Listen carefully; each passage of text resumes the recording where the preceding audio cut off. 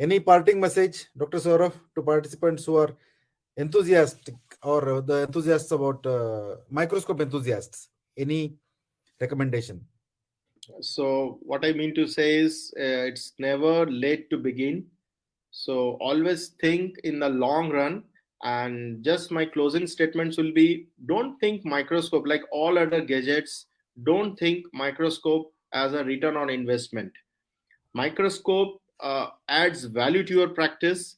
Once you start working with that over a period of time, patients will recognize that, and you will also feel like your predictability of your cases will go up slowly. So this doesn't happen overnight. Like, you have to work for 5, 7, 10 years in one way throughout, keeping one motto and one goal, and then finally at the end of a decade ends, you start getting the results.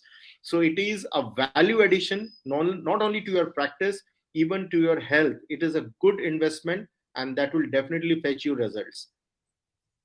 Thank you. Thank you so Thank much. you.